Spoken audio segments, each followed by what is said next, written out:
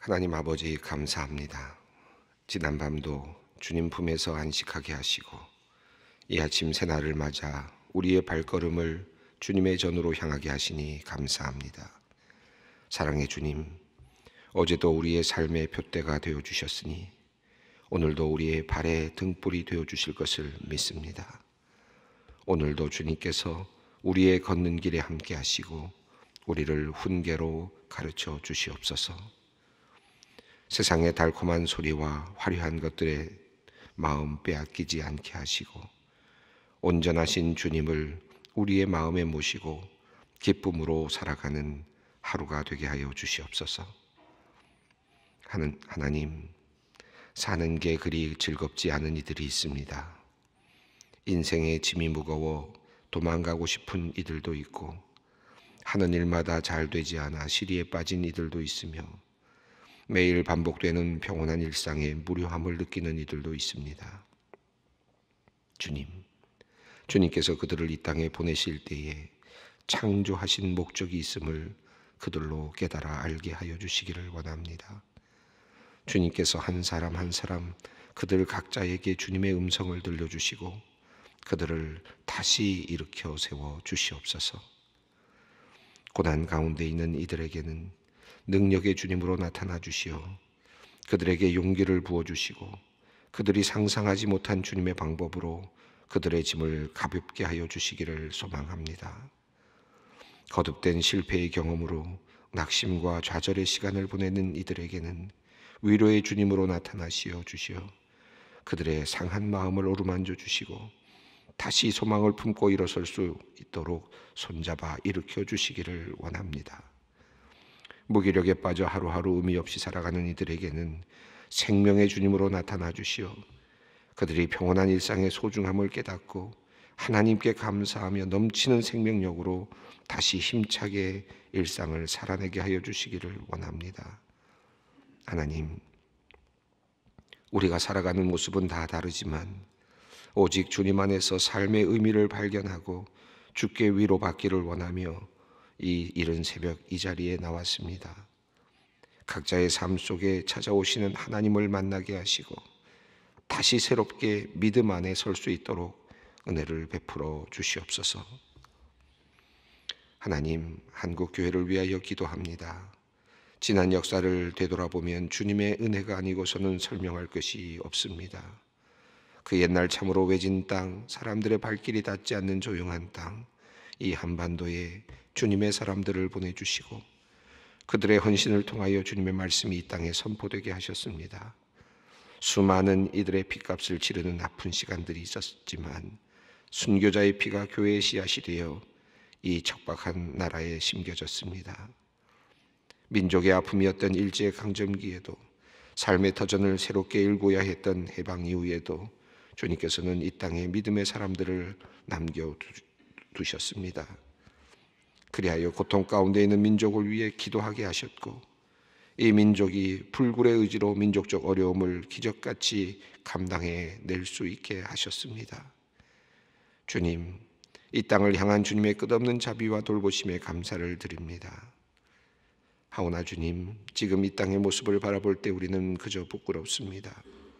세계에서 유례가 없는 부흥의 역사를 이루었다는 한국교회가 세상의 비방을 받고 조롱과 혐오의 대상이 되어버렸습니다. 생명이고 진리이신 주님을 세상에 드러내고 상처받고 위로가 필요한 사람들을 보듬어야 할 교회가 그 사명을 다하지 못한 채 무력에 빠져 있습니다. 주님, 한국교회가 부디 진리의 등대로서의 모습을 회복하고 다시금 복음의 빛을 비추는 곳이 되게 하여 주시기를 간절히 간구합니다. 믿지 않는 이들의 서늘한 비판 앞에 냉철히 자성하는 시간을 갖게 하여 주시고 스스로 겸비하여 우리의 겉과 속을 철저히 새롭게 할 수 있는 은혜를 우리에게 내려 주시옵소서. 하나님, 이 나라를 위하여 기도하는 이 땅의 백성들의 기도를 주님께서 들으시고 응답하여 주시기를 간구합니다. 이 나라가 참으로 어려운 시기를 보내고 있습니다. 우리가 지켜온 귀한 정신과 자유민주주의의 이념을 잃지 않게 하시고 종교의 자유와 인간의 기본권을 잃어버리지 않게 하여 주시옵소서. 정치가 바로 서게 하여 주시고 국민들이 깨어서 이 나라를 잘 지켜내게 하여 주시옵소서. 하나님께서 주님 보호하여 주시기를 간절히 간구합니다. 이 시간 소망교회를 위하여 기도합니다. 무엇보다 주님의 마음을 잊지 않는 교회 되게 하여 주시옵소서. 매주일 드려지는 예배를 통해 치유와 회복의 역사가 이어지게 하시고 마르지 않는 생수와 같은 말씀의 능력을 더하셔서 날마다 은혜의 강물이 차고 넘치는 교회가 되게 하여 주시옵소서. 이 교회가 이 땅에 곤비한 이들에게 새 힘을 얻고 그리고 세상을 향해 건강하게 나아갈 수 있도록 영적인 충전소가 되기를 원합니다. 어둠 속에서 방황하는 이들에게 가야 할 길을 가르쳐주고 사람들과 함께 걸어가는 복음의 빛 되는 교회가 되기를 원합니다. 강단에서 전해지는 말씀을 통해 또 성도 간의 교제를 통해 하나님의 일하심을 경험하는 성도들이 각자의 일터에서 복음 그 자체로 살게 하시고 그리하여 세상을 변화시키는 주님의 편지로 주님의 향기로 살아가게 하여 주시옵소서. 하나님, 우리 교회에 새로 등록한 교우들을 위하여 기도합니다. 이리저리 마음을 정하지 못하고 맴돌다 마음을 세우고 교회를 등록한 이들이 있습니다. 부끄러운 교회 모습을 보면서 마음이 상하여 한동안 방황하다가 다시 주님의 음성 듣고자 나온 이들이 있습니다. 그저 가란 심정으로 처음으로 주님의 전을 찾은 이들도 있습니다. 하나님, 한 사람 한 사람 그들의 깊은 속을 주님께서만 아십니다.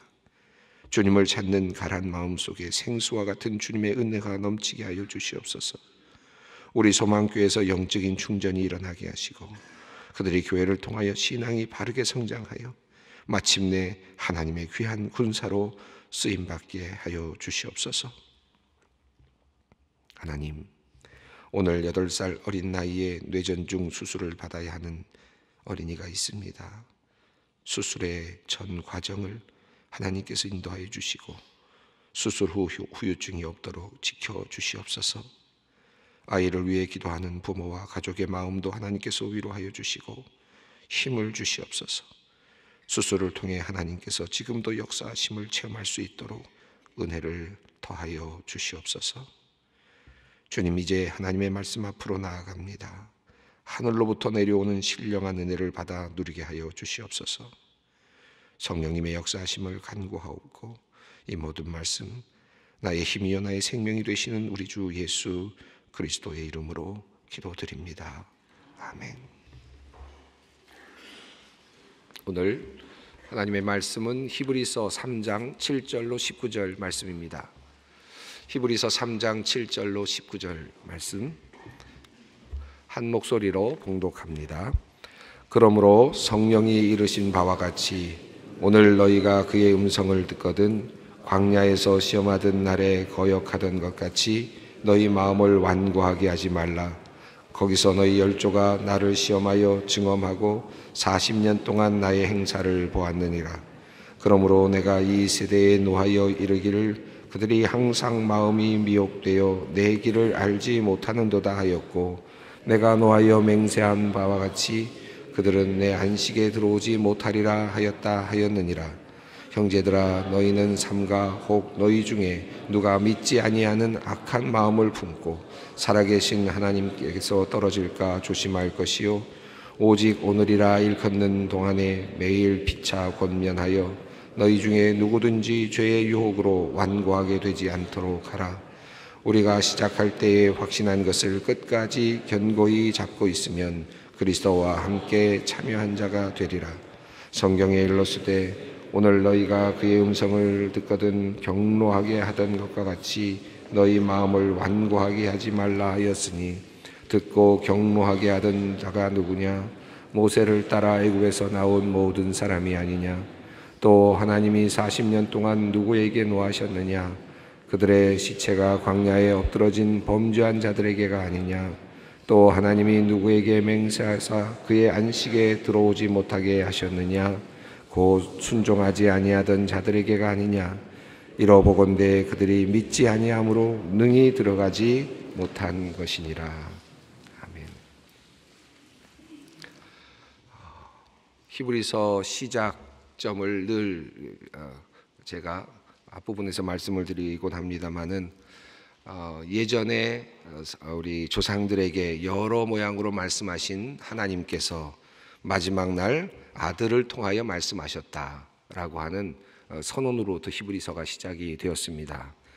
그리고 이제 오늘 본문 말씀이 이제 또 계속 이어지는데 그 말씀을 기억하면서 오늘 본문과 함께 연결해 볼 필요가 있을 것 같습니다.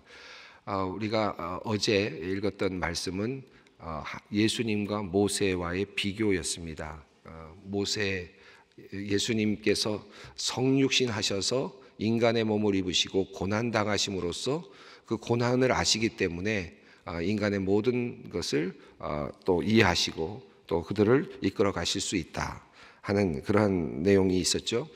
성육신 하시는 예수님에 대한 성육신에 대한 이야기가 있은 후에 인간으로서 오셨다. 예수님께서 인간의 모습으로 오셨다는 그런 내용 앞에서 이제 그 내용을 가지고 근거로 해서 모세와 예수님을 비교를 했습니다. 그런데 그 모세가 예수보다 클 수 없다 하는 내용을 말씀했고, 심지어는 모세는 집이라면 예수님은 집을 짓는 자다.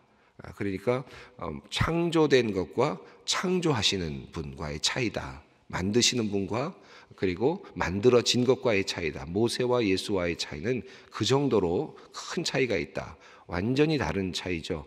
격이 다르고 위치 자체가 다른 것입니다. 그래서 어제 우리 말씀 속에서 예수님은 하나님이시다라는 결론에 도달합니다.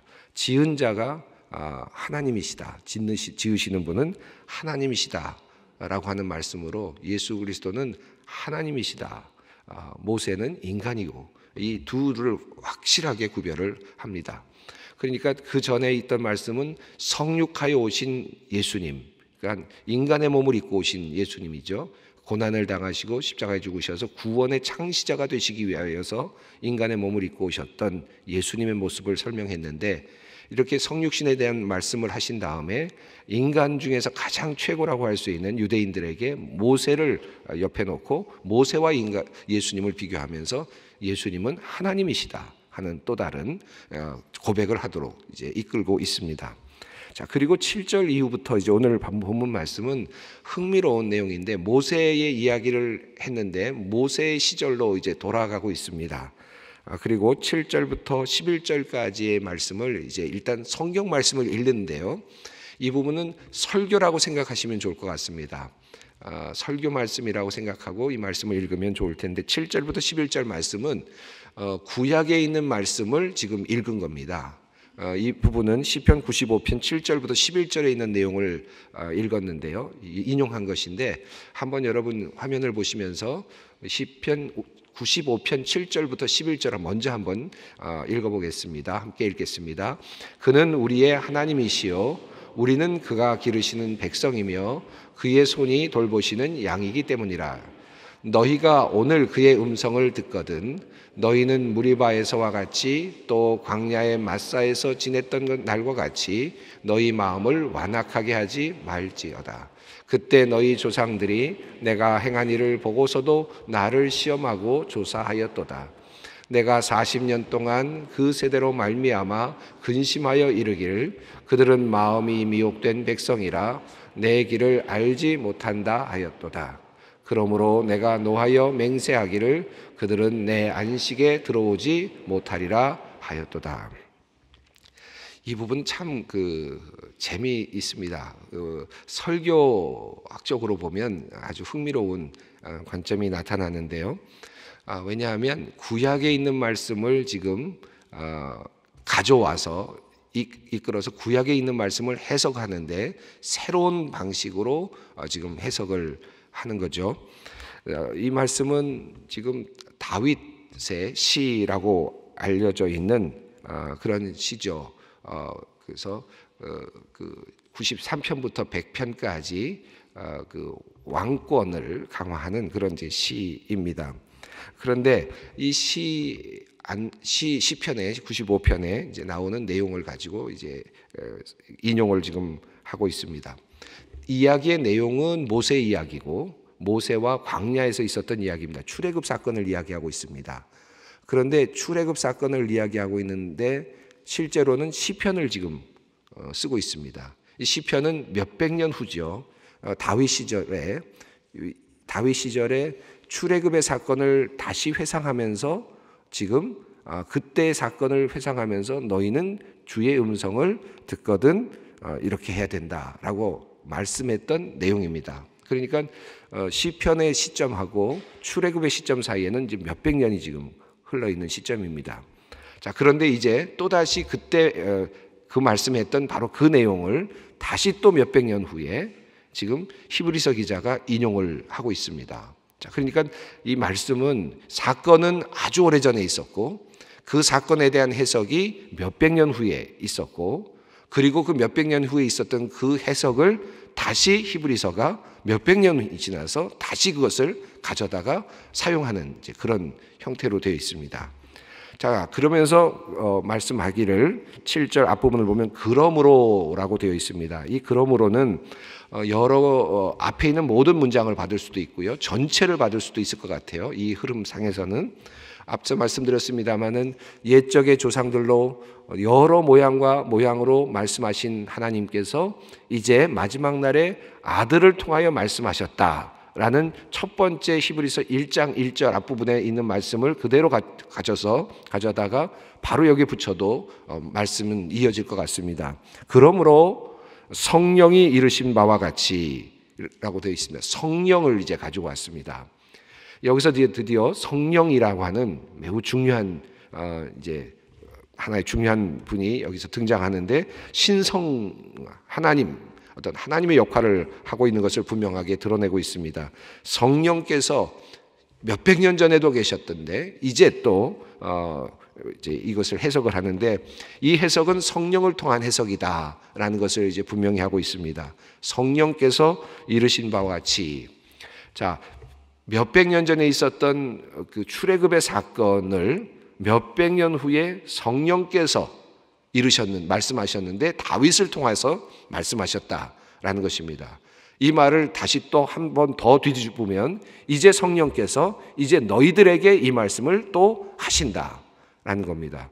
그러니까 시편의 말씀이 이제 신약 시대의 히브리서를 읽는 사람들에게도 구약에 있는 말씀, 시편의 말씀이 하나님의 말씀으로 된다는 뜻이죠. 성령을 통하여 하나님의 말씀이 된다라는 것을 지금 말씀하고 있습니다. 그러므로 성령이 이르신 바와 같이 그리고 이제 오늘부터 있는 내용 11절까지는 조금 전에 읽었던 그 시편 95편의 내용입니다. 한번 다시 읽어보겠습니다. 오늘 너희가 그의 음성을 듣거든 광야에서 시험하던 날에 거역하였던 것 같이 너희 마음을 완고하게 하지 말라. 거기서 너희 열조가 나를 시험하여 증험하고 40년 동안 나의 행사를 보았느니라. 그러므로 내가 이 세대에게 노하여 이르기를 그들이 항상 마음이 미혹되어 내 길을 알지 못하는도다 하였고 내가 노하여 맹세한 바와 같이 그들은 내 안식에 들어오지 못하리라 하였느니라. 과거에 출애굽하던 당시에 광야에서 있었던 이야기를 지금 다윗이 시편을 통해서 했던 것입니다. 그런데 그 광야 시대에 있었던 이야기를 다시 히브리서가 가져다가 오늘 우리들의 삶에 그 당시의 삶에 적용하고 있습니다. 그래서 너희가 그의 음성을 듣거든 여기서 오늘이라고 하는 말이 나왔는데 성령이 이르신 바와 같이 오늘 너희가 그의 음성을 듣거든 이라는 말이 나왔는데요. 여기 이 오늘은 어느 날을 의미할까요? 오늘 너희가 그의 음성을 듣거든. 만약에 출애굽의 사건 당시로 넘어가면 그 당시로 우리가 이해하면 광야 시대를 살고 있었던 출애굽하는 유대인들을 말하는 것이겠죠. 당시로 가서 본다면 그 당시의 오늘이라면 광야에 있었던 유대인들이죠. 또 여기서 오늘이라는 말은 어떤 의미입니까? 다윗 왕이 지금 시편을 노래하고 있기 때문에 왕정시대의 다윗 치하에서 함께 하고 있었던 많은 사람들, 그 사람들이 살던 그 시대, 오늘이죠. 오늘 너희가 그의 음성을 듣거든 라는 또 다른 음성이죠. 자, 그런데 이것을 지금 또 몇백 년 후로 가져와서 이제 히브리서 기자가 사용하고 있는 바로 신약 시대 AD 60년에서 100년 사이에 있었던 바로 그 시대로 가져오면 박해를 받고 있는 로마 시대 아래에 있었던 오늘 너희가 그의 음성을 듣거든 이라는 말로 또 이해할 수 있죠. 또 이 말씀을 오늘이라는 말을 또다시 오늘의 우리, 지금 살아가고 있는 2019년의 오늘 우리로 또 가져다가 적용을 하면 이 말씀은 오늘 나에게 주시는 말씀이지요. 자, 그러니까 이 오늘 너희가 그의 음성을 듣거든이라는 이 말씀에는 지금 여러 이 레이어가 이렇게 있다고 볼 수 있겠습니다. 여러 지금 가지가 있다고 볼 수 있겠죠. 그래서 이 말씀을 우리가 어떻게 이해할 것인가 하는 것은 이제 우리가 묵상하면서 선택해야 될 부분입니다. 자, 그런데 성령이 이르신 바와 같이 오늘 너희가 그의 음성을 듣거든. 재미있는 것은 지금 로마에 건너가서 헬라 문화 안에서 유대인으로서 기독교인이 되어서 살고 있었던 사람들, 예수님을 믿고 유대인이었었는데 예수님을 믿고 로마에 가서 살고 있다가 지금 박해를 받고 있는 상황 속에서 이제 다시 유대교로 돌아올까, 유대교의 어떤 예식으로 다시 돌아올까, 그러면 박해를 피할 수 있을 것 같은데 하는 그런 유혹을 받고 있었던 그 사람들을 향해서 하시는 말씀인데, 그들의 단계를 무엇으로 지금 적용하고 있느냐 하면 광야 시대로 그렇게 지금 적용을 하고 있습니다. 무슨 말이냐 하면 출애굽은 했는데 아직 완전한 가나안에 도달하지 못한 광야에서 머물고 있는 시기로 지금 이해를 하는 것입니다. 그들의 박해 시대를, 초기 시대, 신약 시대를 지금 광야 시대로 이해하면서 이 구약의 말씀을 적용하고 있는 것입니다. 자, 그래서 이 내용들은 광야에서 시험하던 날처럼 너희 마음을 완고하게 하지 말라. 그때 너희 열조가 시험했고 40년 동안 그것을 보았는데 그런데 그러다가 결국은 하나님의 진노를 얻게 되었다라는 것입니다. 그래서 결국 길을 알지 못하게 되었고 안식에 들어가지 못하게 되었다라고 하는 그와 같은 구약에 있는 말씀을 가지고 옵니다. 그리고 와서 12절, 13절, 14절에서 그것을 근거로 해서 오늘, 그 당시의 오늘입니다. 신약 시대에 있었던 바로 그 당시의 사람들에게 히브리서 기자는 이제 권면합니다. 어떻게 해야 되느냐? 그러니까 하는 내용을 알려주고 있습니다. 12절부터 14절 말씀을 읽습니다. 형제들아, 너희는 삼가 혹 너희 중에 누가 믿지 아니하는 악한 마음을 품고 살아계신 하나님에게서 떨어질까 조심할 것이요, 오직 오늘이라 일컫는 동안에 매일 피차 권면하여 너희 중에 누구든지 죄의 유혹으로 완고하게 되지 않도록 하라. 우리가 시작할 때에 확신한 것을 끝까지 견고히 잡고 있으면 그리스도와 함께 참여한 자가 되리라. 과거의 출애굽 당시에 광야에서 이스라엘 민족들이, 너희들의 선조들이 실패했던 사건을 기억해라. 그러므로 이제 새로운 기독교로 시작을 해서 이제 또 다른 광야 속에 있는 사람들을 향하여 또 다른 출애굽을 하고 이제 광야 가운데 있는 이 사람들을 향하여서 권면을 하는데 13절 말씀이 핵심적인 말씀이죠. 12절은 조심하라는 말씀이고, 그리고 13절에는 오늘이라 일컫는 동안에 매일 피차 권면하여 너희 중에 누구든지 죄의 유혹으로 완고하게 되지 않도록 하라. 매일같이 서로 권면해야 된다. 서로 격려해야 된다. 그러지 않으면 이 어려운 시간을 견뎌낼 수 없다. 마음이 완고해질 수밖에 없다 하는 내용입니다. 그래서 14절 말씀을 보시면 우리가 시작할 때에 확신한 것, 이것은 출애굽할 때 그들이 나왔던 것처럼 예수님을 믿을 때 가졌던 그 확신, 예수님은 나의 주님이시다라고 믿었던 바로 그 확신, 그것을 끝까지 잡고 견디면, 근데 자꾸 놀려고 하거든요. 이제 예수님을 믿고 시작을 했는데, 확실하다고 믿고 시작을 했는데, 그래서 출애굽하듯이 이제 정말 하나님 앞으로 완전히 다시 기독교인으로 시작을 했는데, 그런데 자꾸 넘어지려고 합니다. 우리가 시작할 때 확신한 것을 끝까지 견디고 잡으면 그리스도와 함께 참여한 자가 되리라. 그리스도의 공유자가 된다라고 하는 말씀입니다. 그리고 다시 15절부터 19절까지는 그 중에 구약의 말씀, 조금 전에 인용했던 그 말씀 한 구절을 다시 가져다 놓고 아주 당시에 특유한 문답법을 통해서 이제 또 다시 한번 다시 이제 그 내용을 확인하고 있습니다. 15절을 한번 읽어봅니다. 성경에 일렀으되 오늘 너희가 그의 음성을 듣거든 경노하시게 하던 것과 같이 너희 마음을 완고하게 하지 말라 하였으니. 자, 이 말씀은 앞에 있었던 말씀 한번 다시 읽었습니다. 그리고 이제 3번 물어보고 답하는 이제 방식으로 설교를 하고 있습니다. 16절 읽어봅니다. 듣고 경노하게 하던 자가 누구냐? 모세를 따라 애굽에서 나온 모든 사람이 아니냐?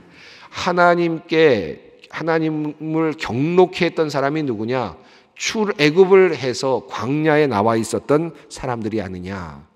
자, 그러니까 이제 유대인으로서 예수님을 믿고 출애굽, 또 다른 출애굽을 했던 우리들도 과거로 돌아가 본다면, 출애굽의 사건을 기억해 본다면 우리들도 하나님을 어떻게 할 수 있는 가능성이 있다는 뜻입니까? 하나님을 경노하게 할 가능성이 있지 않느냐. 과거의 시대를 출애굽과 비교해 본다면 우리가 믿는 사람들이 지금 예수를 믿는다고 했다가 그곳에서 우리의 마음이 완고해지게 된다면, 다시 악한 마음이 든 믿음을 잃어버리게 된다면 결국 경노하시게 만들 수밖에 없지 않느냐 하는 내용이죠. 17절 읽습니다. 또 하나님이 40년 동안 누구에게 노하셨느냐? 그들의 시체가 광야에 엎드러진 범죄한 자들에게가 아니냐.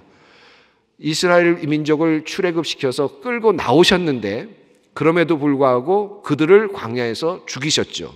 시체가 너부러지도록, 엎드러지도록 사람들을 죽이셨습니다. 어떤 경우에 그러셨습니까? 범죄한 자들에게 그랬다. 자, 그러니까 우리들도 그렇다.